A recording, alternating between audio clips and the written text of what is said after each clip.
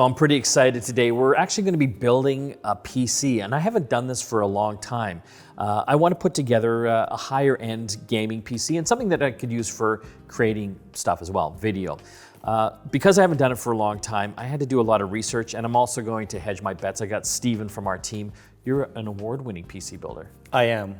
And you've built dozens of PCs, and I have. I haven't done it for like 20 years. So it was kind of interesting because I had to go online and try to figure this all out. And just even simple, well, not simple, but like the motherboard, for example, kind of the heart of everything. That took me days to figure that all out. And still, I've got questions on it. But I mean, where would you begin when you're picking all the parts? And that would, this is what this is all about here in this segment, is picking the parts and what to look for. That's right. And I would start, first of all, the first thing that you should probably pick is what you're going to do with it, right? I mean, obviously all these parts are great and everything, but if you don't know what the ultimate goal of building the PC is, then it's not going to be very fruitful when you start looking at parts, because you don't know which GPU to buy, you don't know what level of CPU, you don't even know how much RAM you need. So realizing, okay, I'm going to be a gamer, or I'm going to be a content creator, or I'm going to be, crunching, cryptocurrency. Those are things that factor into the parts, and that also gives you the balance that you need to build a system that works together perfectly, right? So that's something that you should consider first. And the second thing too is that you should probably take any preconceived notions that this is difficult. It's not. There may be a lot of pieces here, but so are most recipes. When you make chicken casserole or something like that, there's tons of pieces. Yeah, you should see my chicken casserole. It's not great. But if you follow the recipe properly.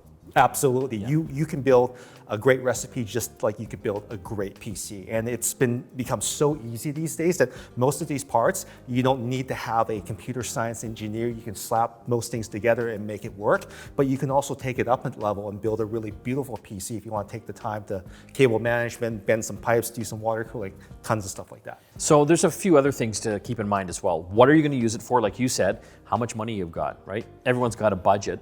But I find when looking into this, the more you spend, I feel the longer it's going to last, right? This is true, actually. I'll give you a very quick story. I have a PC that was actually built in 2005. I used it all the way up to 2015 to edit 4K video, and I've just recently retired it as my second gaming PC. So you got some life out of that. I got great life out of it, and it shouldn't have lasted that long, but it did, because the motherboard was in such a way that I could upgrade to SSDs, I could upgrade to next generation SSDs, and once I hit that point where I couldn't go any further, that's when I decided that I needed to let it go. Okay, so I've decided that I want a bit of a higher end PC because I want to get more into the gaming, 3D gaming, and also I'm a creator, so I'm working with video and graphics and things like that. So with the processor, I mean, there's obviously a few choices out there. There's the AMD folks. I decided to go with Intel. They've got their latest 10th generation processors. And yeah, every year or so they come out with the next generation of processor that is even faster and can do more things. So this is at the upper end, the i9, the Core i9 processor. That's right. And even in the Core i9, if you know that you're not someone that's going to be overclocking, they make different SKUs for that. So we have a K-series SKU here. What that means is that you can actually unlock it to overclock it. What overclocking means is that you're taking it beyond the frequency that it's rated for. In this case, it's 3.7 gigahertz. So if you want to put some additional cooling on it and take precautions, you can push it up to 4 or even 4.5 gigahertz. That's something that super geeks will do, and this is not the scope that we're covering. In this case, if you don't think that you're going to be doing that, you can save a few dollars by buying a non-K processor, which will be a few bucks less, and you might not even notice the difference in performance. And it'll cost you less to build it, because then you can look at less extravagant cooling solutions. Yeah, so if you want to eventually get even more nerdy and have even more tinkering ability with the processor, get the unlocked version, essentially. Yeah. So we have to look at the motherboard as well. And this took me days to figure out because there's so much to know about them. There is so much to know about them because this motherboard encompasses a whole bunch of technologies. I mean, we love talking about Wi-Fi 6. This one's got that on board. We love talking about different storage types. This one has the ability to support 3 different storage types, which we'll talk about in a little bit. My goodness, it even does water cooling right on here. And this is something that was never part of motherboards. This does a lot of different things. And it also has the ability to become a test bench if you want to make it kind of your PC geekery board where you test parts and everything like that. This is almost completely self-contained to do that, which is really cool. This is the 12th generation of the Formula Maximus from Asus, which is which is a company that has been at the forefront of motherboard building, and them and a lot of different companies from Taiwan have just pushed the envelope in usability. They've made these so much friendlier to build. You can get a board for $100, but it's going to give you $100 performance. This board will keep you going, and it supports the 10th generation processors. And it supports overclocking, and it supports all these other things that'll get you the mileage that you want. So you have to make sure that whatever chip you're getting will be compatible with the motherboard. That's right. But so I decided to go with the higher end version because I want to get some extra life on it and just have that flexibility to get the right components for it as well. So this one also has what's called the shield built right onto it. The shield is kind of the back part of the case where you plug in the USB, your speakers, and what have you. So this one is built in. Typically, when you buy this here, it's kind of separate. Yeah, on less expensive motherboards, they don't have this elaborate shrouding, which makes it very beautiful. That shield is actually a separate piece that's somewhere at the bottom of the motherboard box. What a lot of first-time builders do is they build the entire system inside the case, and then they realize that when they go to plug stuff into the back, that the shield is missing. So what happens is that they have to rip the motherboard out, put the shield back in, and then put the board in. So on a board like this, you don't have to worry about that. So let's look at some of the components. So we got the shield on the back, and this has got everything. It's got the Wi-Fi 6 antennas that we can put on. Lots of the USB 3 ports here. It's only got one USB-C. But the nice thing about USB-C too is that you can plug a hub in and it splits that bandwidth up, which is not too bad as well too. You'll even notice that it has home theater capability with the optical out port as well. Yeah, that is a cool feature. And check this out, 10 gigabit built right in, which is fantastic. It's got 2 Ethernet ports. That's right. And so that's important because you can actually plug 2 Ethernet cables into this and plug that into a router and get extra bandwidth coming into it.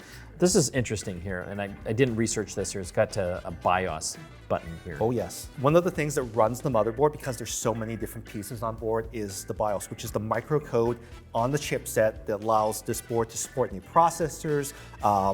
It can patch exploits in the chipset. It can add new features from the manufacturer. Typically, this is the screen that you see when you first boot up and something's wrong. So hit F1 or delete or everything. Exactly. To get in there. So this setup right here allows you to not only, if you run into a problem with the flashing process, and sometimes problems happen, you can actually reset it and start all over again.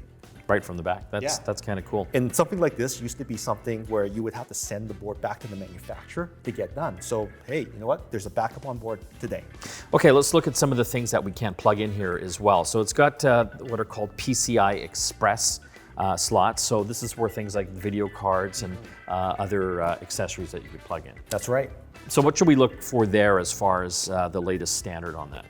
Well, most high-end video cards will take up a PCI Express 16 slot, and that. So the 16 refers to number of lanes of data that it can shuttle between. So the bigger that number, the more lanes. That's right. The more throughput you can get. That's right, and that connects directly to the CPU, and that's how all the magic happens with the graphics, right? So in this case, when you're picking up a graphics card, depending on what you're doing, some people may decide that if they're not gaming, they can spend a little bit less on the graphics card because that's where the magic happens for games. But if they do need something like the card that we're using, which is the 2080 Ti, which is not chipset, yep.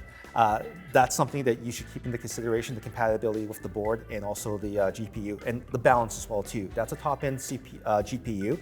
It was just recently usurped by the NVIDIA folks with their 3000 series. It's still pretty good.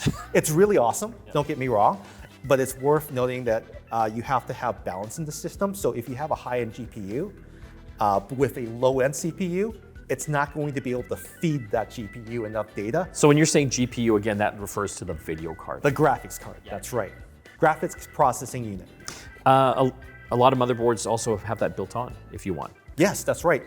So in this case, not on this particular CPU, but Intel has something called built-in Iris graphics. They still make something like that where the graphics will plug into HDMI slot on the back of the motherboard. So these are something that usually comes on less expensive motherboards, but they still give really good performance because they utilize some of the technologies that Intel has built into it to accelerate video processing as well too. So it's no slouch, but it's no NVIDIA graphics card. Yeah, that's kind of the granddaddy That's right. of gaming and graphics.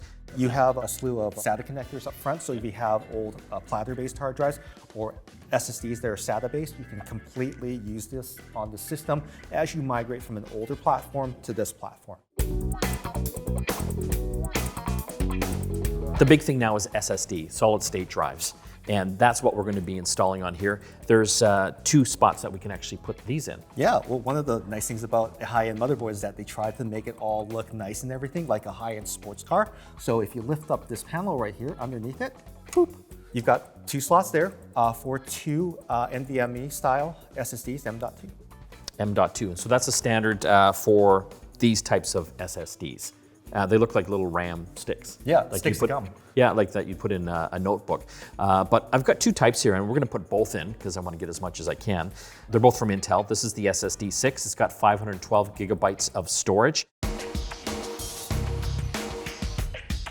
Let's talk RAM now, and this is sometimes confusing. We are going to put 32 gigabytes of RAM in here in a combination of 4 sticks. And so even back from my day, you always want to try to pair them with the same amount of memory. You also want to pair them from the same manufacturers, same latencies. There's all these little nuances there, but for the most part, and in general, make sure that you get matched pairs from the same manufacturer, from the same type. We've done that already. We decided to go full hog and go 32 gigabytes with 2 matched pairs into this motherboard for the best possible compatibility. So we're using some Patriot memory. This is called DDR4 memory, and there's also different frequencies. That's right. So in this case, this set is rated for 3000 megahertz, but what you can also do, like the processor, you can overclock these sticks. And because this supports something called XMP profiles, which is an Intel standard, you can plug these in, go into the BIOS, which is the screen that you start up the computer with, press F1 or delete in some cases, and then actually select the profile that will overclock your memory with certain profiles. So depending on... That's getting a little nerdy. It's getting a little nerdy. I don't know if I'm going to go down that road, but you can. You can, absolutely, and it's easy. Whereas before you had to select different numbers and boost up different multipliers. This is easy overclocking.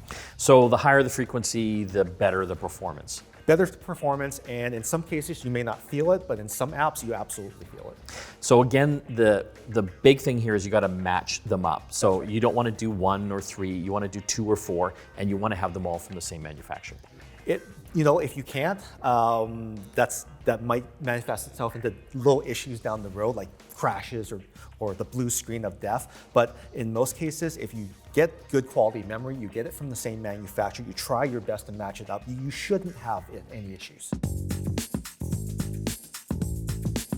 Okay, so let's move on to some of the other items that you want to have a look at. The case. Yes. We've got a big one here. I wonder if I have room to even drag this up here. So this is from a company called Be Quiet. What should we look for in a case? Besides making sure that we can show off all the stuff inside here. Well, obviously aesthetics do matter. You want a case that is something that you want to keep in your bedroom, in your gaming room, in your lounge, something that appeals to you, something that appeals to your personality, number one. The second thing that you should look for is that if you do have a high performance system, you want to make sure that there's good ventilation. What you have there is a removable filter for the fans, and this one takes up to 2 14 centimeter fans up top, giving you a lot of airflow. But because you can actually clean the filters, you can maintain that airflow by easily cleaning off the filters, which a lot of people don't do. I know that in your computer store days, you've seen a lot of systems that come in. Oh and my it looks God, yeah. terrible. Yeah, yeah, like the amount of dust and crap inside there. So this has got a little filter up top, and it's got one on the bottom as well. That's right. So it's important to keep your filters clean, and this allows you to do it very easily.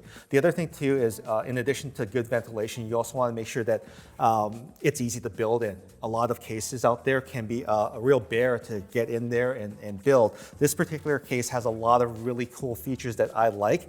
Mainly this one here, which is not something that a lot of cases used to have, but remember those screws that go on the back of your computer case, and when you lose them, you can't really close the doors? Well, two of these guys right here, actually, they're dangling. They're actually stuck to the panel, and when you pull them off, they stay attached, so you don't lose them.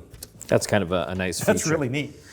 Okay, so this is from Be Quiet. I see it's got all sorts of room for fans, so let's talk about the cooling side. You got it. So I gotta be honest, the cooling part of my research was a little more confusing for me. But from what I understand, there's two parts to the PC build cooling that you need to worry about. There's the cooling for the case itself that you need the fans on. And our case has those two fans, one bringing air in, one taking the air out. That's right. And do all cases typically come with those fans? Typically, most cases will come with a bare minimum number of fans to give an even amount of air in and air out. As you add components to your system, you're going to want to look at how the airflow is going. Because if you have a system that gets extremely hot, you're going to want to add more fans to expel that heat. As you get hotter components inside, you're going to want to add one more in the front, and you're possibly going to want to add another one up top as well too, which this case accommodates. So if I buy some fans, will they fit in all cases?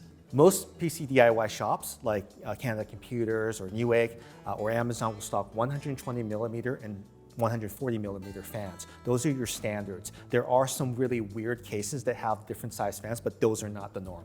Okay, so you talked about CPU cooling. So that's the second part of this whole cooling equation. The CPU, especially this one, is going to run hot because it's super powerful. And so you need a fan or a cooling system just for the CPU itself. That's right. And in this case, we've picked an unlocked K-series 10th generation Core i9 processor. Now, I know that you like to push buttons. Yes. And even though a really high-end fan-based heatsink cooler like this will work beautifully on top of that CPU, I think So this fan is going right on top of it. that's right. Yeah. So with the help of a little bit of thermal paste, the two surfaces of both the CPU and the bottom of the cooler, which is usually polished completely shiny, will mate, and that will transfer the heat of the CPU into the huge heatsink itself, and it will be expelled by the fan that's already attached to it. Got it. And for this processor, would that be enough? If you are running that processor without overclocking, totally fine. Okay, but if we want to get into overclocking it, kind of boosting up the performance, we've got water cooling or liquid cooling, sorry. That's right, and this is kind of your next step.